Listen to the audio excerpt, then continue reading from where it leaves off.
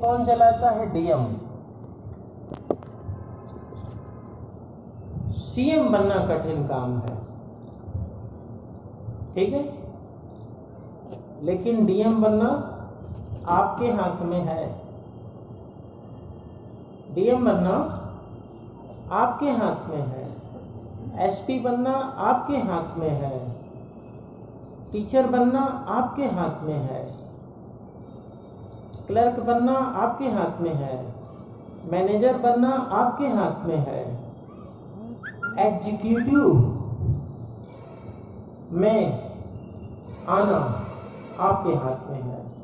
अगर आप एग्जीक्यूटिव में अपनी संख्या बढ़ा लें 70%, सब काम आप ही के हाथ में होगा। विधियां बनेंगी, लागू आपको करनी है। एग्जीक्यूटिव को ही तो करनी होती है।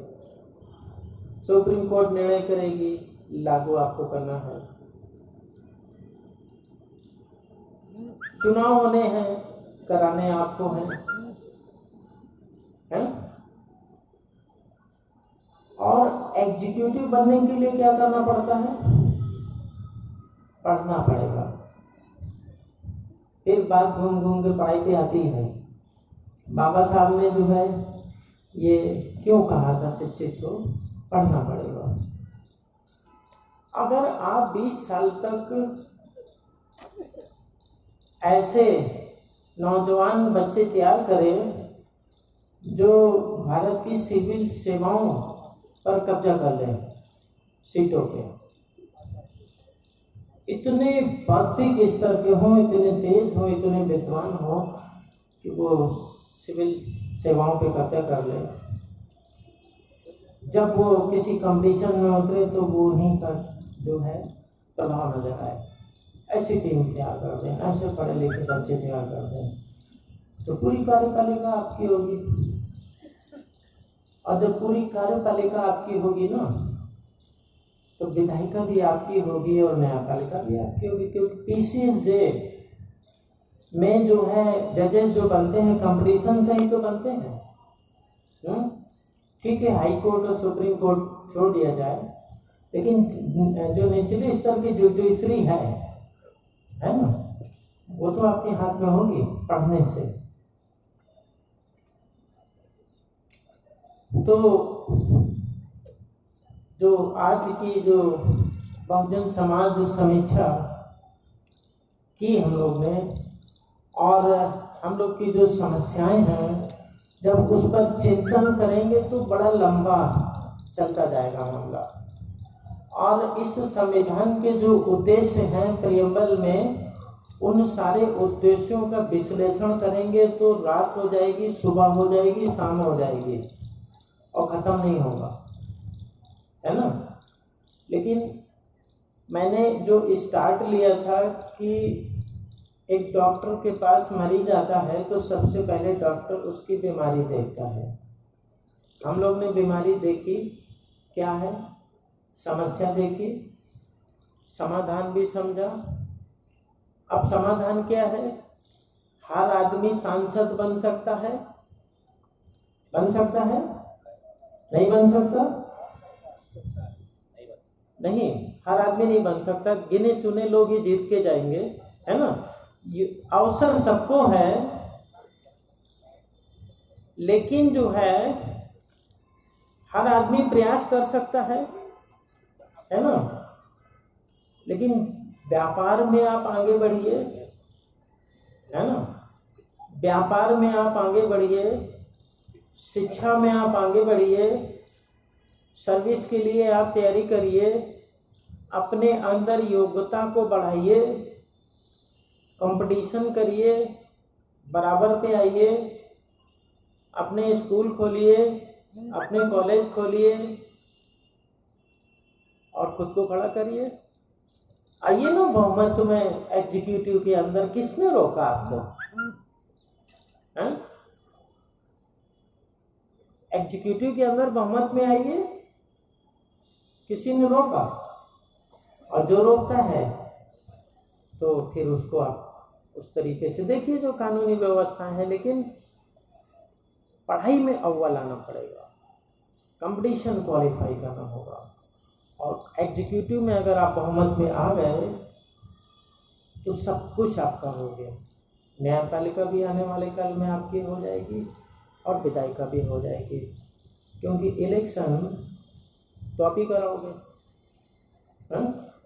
लॉ एंड ऑर्डर तो आप ही देखोगे, लॉ तो आप ही लागू करोगे। तो फोकस ऑन एग्जीक्यूटिव, मेरा तो यही समस्या का समाधान जो मैं यहाँ इस मंच से आपकी जो बहुजन समीक्षा की और जिस पर जो है मेरा समाधान निकल के आ रहा है, वो यही निकल के आ रहा है कि एजुकेट हो, एग्जीक्यूटिव में आ जाओ, बिजनेस में आओ, इंटरनेशनल प्रोडक्ट बनाओ अपने बच्चों को। तो इस देश में जो है तथागत गौतम बुद्ध का जो है ध्वज लहराएगा, जगह जगह, मोहल्ले में, गली में, हर जगह तथागत गौतम बुद्ध के सिद्धांत होंगे। यही मेरा संदेश है, यही मेरी समीक्षा है और यही मेरा मानना है। बाकी जो फंडामेंटल राइट्स हैं वो उसका वायलेशन बहुत होता रहता है, लेकिन जो है उस का भी अगर वायलेशन हो रहा है, अगर आप डीएम हैं, थानाध्यक्ष हैं, सिपाही हैं, अगर आप हैं प्रशासन में तो आप रोक सकते हैं, क्योंकि ऑर्डर तो आप ही को फॉलो करना है ना। तो मेरा मानना ये है कि एग्जीक्यूटिव की तरफ जो है कोशिश करें, बढ़ें। और दूसरा जो बिंदु है वह है कि एकता, एकता जो है की आवश्यकता है। इस देश के अंदर नागरिकों में एकता का भाव हो, बंधुता का भाव हो। अब एकता में सबसे बड़ी बाधा क्या है? इस देश के नागरिकों की एकता में ऐसे कौन से कारण हैं जिसकी वजह से एकता स्थापित नहीं हो पा रही है? बस एक सवाल का जवाब कोई मुझे दे दे खड़े होके। ऐसा कौन सा कारण है हमारे देश के अंदर जो है नागरिकों में एकता नहीं उत्पन्न हो पाती है, बंधुता नहीं उत्पन्न हो पाती है? जाति की व्यवस्था, जाति, बताइए। अच्छा, हाँ, कॉपरेशन नहीं है, आपसी सहयोग नहीं है। दो बातें हो गई कि भारत के नागरिकों में जो एकता का अभाव है उसके पीछे कारण है जाति। एक श्रीमान जी ने जवाब दिया, दूसरे ने दिया कि जो है कॉपरेशन का अभाव है, और तीसरा कारण कोई बताना चाहेगा?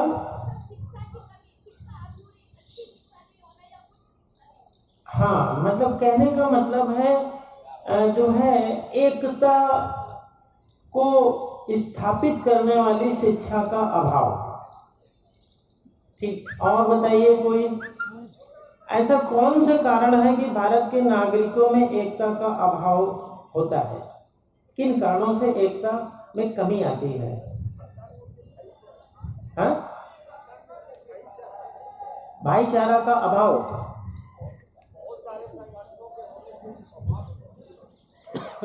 बहुत सारे संगठनों का होना। आपने पीछे से कुछ बताया, क्या कहा? संविधान का लागू न होना। ठीक, okay okay, please sit down. धार्मिक कारण भी है। तो अभी जो सर्वे हमने किया, लाइव सर्वे किया, उसमें हमारे सामने जो उत्तर आए हैं कि देश के अंदर जो है नागरिकों में एकता का जो हास हो रहा है, उसके पीछे जाति कारण एक प्रमुख कारण है, धार्मिक कारण एक प्रमुख कारण है, और सेल्फनेस, स्वार्थ, कॉपरेशन का अभाव, और एक कारण किसी ने और बताया था आपने, हाँ, शिक्षा का अभाव। काफी हद तक आप लोग के जवाब जो है आए। अब इसी आधार पर समीक्षा होगी, समस्या और समाधान।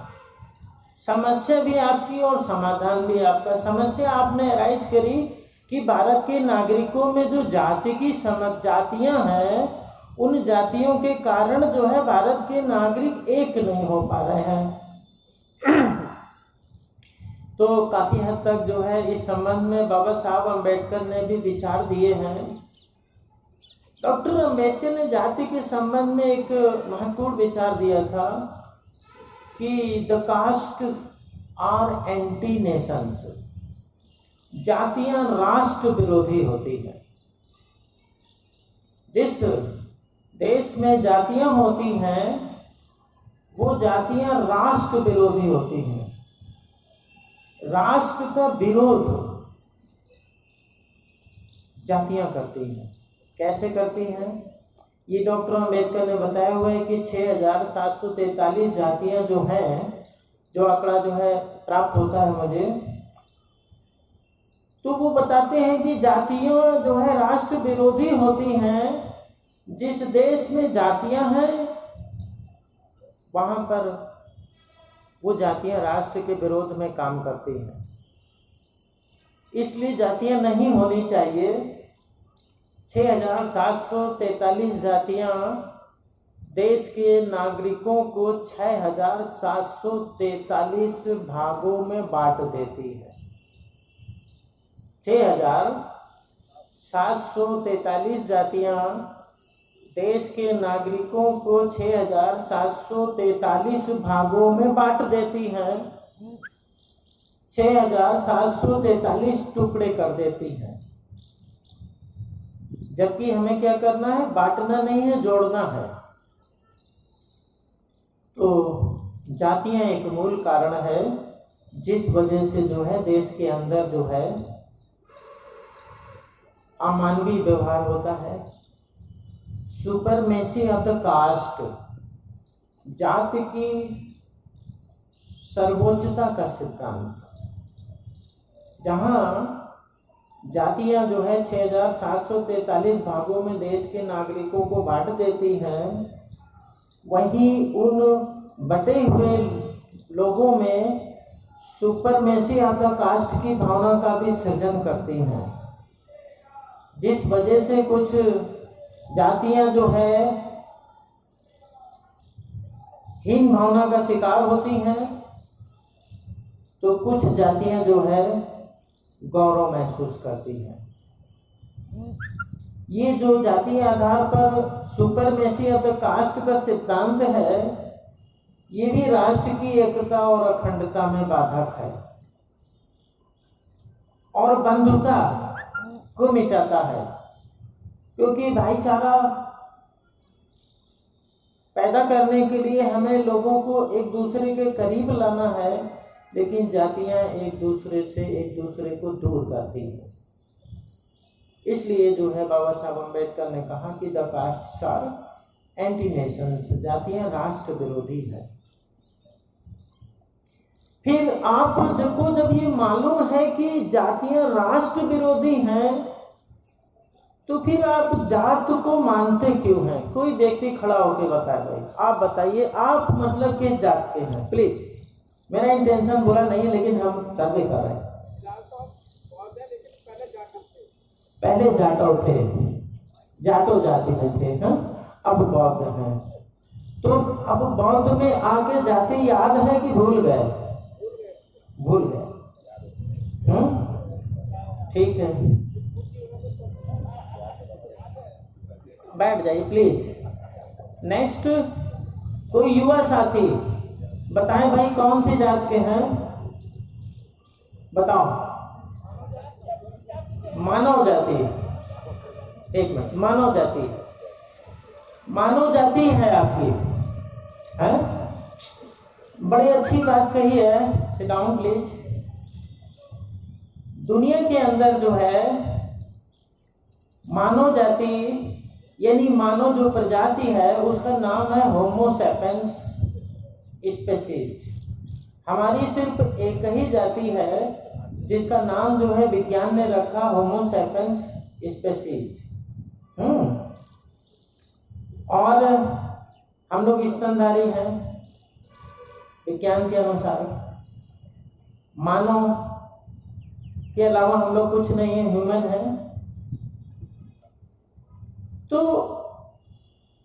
इधर जो है किसी ने कुछ कहा था, प्लीज। हाँ, हैं? भारतीय आपकी जात है? अच्छा, ओके, सिट डाउन। वो तो लिंग है, वो लिंग है ना?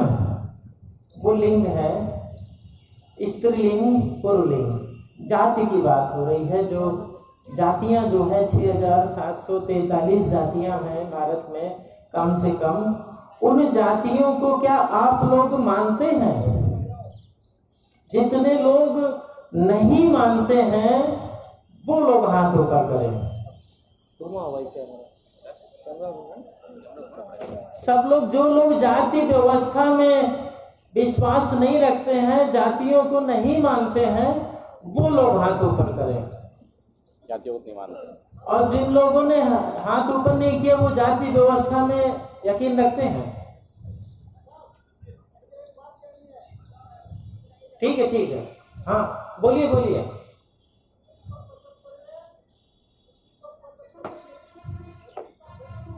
हाँ,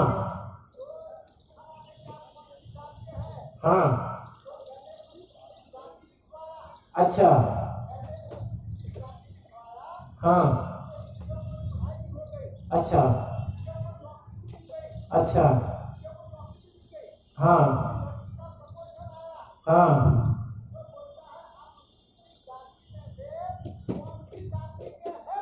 अच्छा,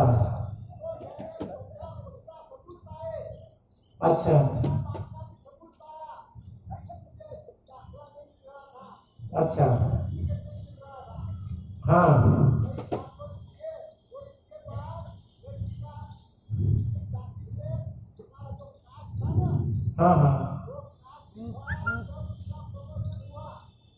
अच्छा,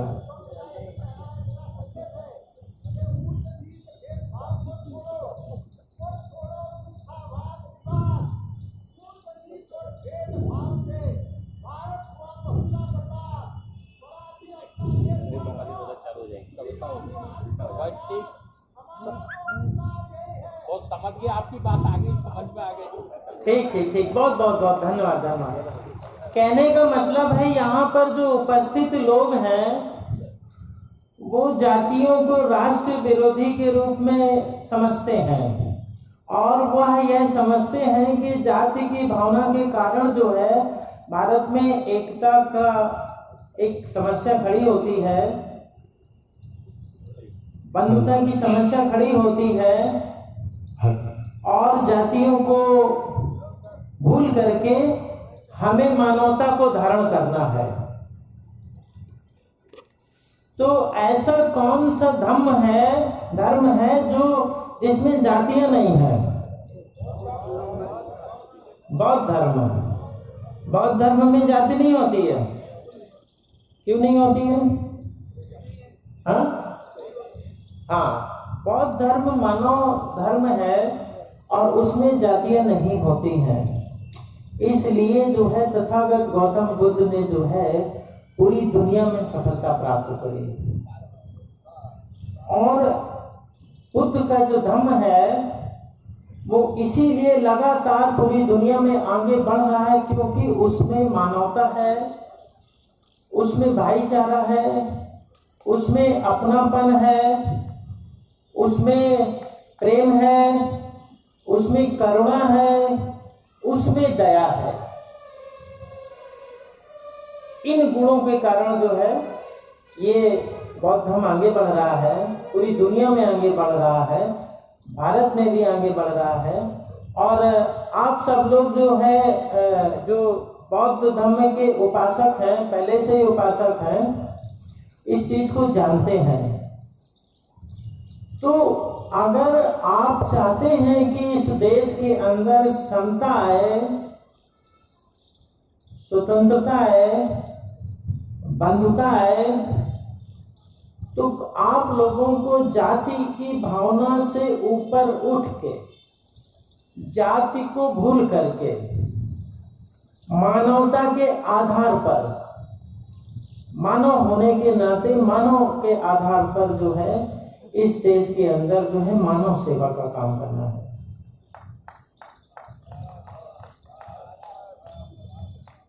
अगर ऐसा करते हैं तो भारत के संविधान का उद्देश्य पूरा होगा और आप धार्मिक एकता बना करके,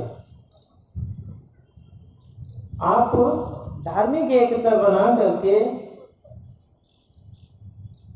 विधायिका भी अपने हाथ में प्राप्त कर सकते हैं। आपका विधायक भी होगा, आपका एमपी भी होगा, सब कुछ आपका होगा। लेकिन अगर आप धार्मिक रूप से बहुजन हो जाएंगे, है ना। अभी बौद्ध धर्म के लोग कितने लोग हैं भारत में? बहुत कम है? उनकी संख्या अगर बढ़ जाती है तो धार्मिक आधार पे आप आगे बढ़ जाएंगे। तो यही समस्या थी, यही समाधान था। एक तो शिक्षा एग्जीक्यूटिव की तरफ बढ़िए, दूसरा बौद्ध धर्म के जो है प्रभाव को आप लगातार निरंतर बढ़ाइए। जितनी जल्दी इस देश में बौद्ध धर्म का प्रभाव बढ़ जाएगा, उतनी जल्दी आप एग्जीक्यूटिव पढ़ करके आप प्राप्त कर लेंगे, लेजिस्लेटिव आप धार्मिक एकता बना करके अपने अच्छे व्यवहार से जीत करके चुनाव प्राप्त कर लेंगे, और जुडिशरी भी आप पढ़ के ही प्राप्त कर लेंगे। इस तरीके से जब कार्यपालिका, न्यायपालिका और विधायिका पर आपका बहुमत होगा, तब आप संविधान को लागू करने वाले होंगे। कोई बाबा साहब ने तो कहा था कि भाई संविधान चाहे जितना अच्छा हो, अगर उसे लागू करने वाले लोग अच्छे नहीं होंगे तो अंततः वह विफल साबित होगा। और अगर आप लागू करोगे और अगर आप अच्छे से लागू करोगे, अच्छे लोग बन के लागू करोगे, तो ये संविधान सफल होगा। इसी के साथ मैं अपनी बात कंप्लीट करता हूँ। नमो बुद्धाय, जय देव।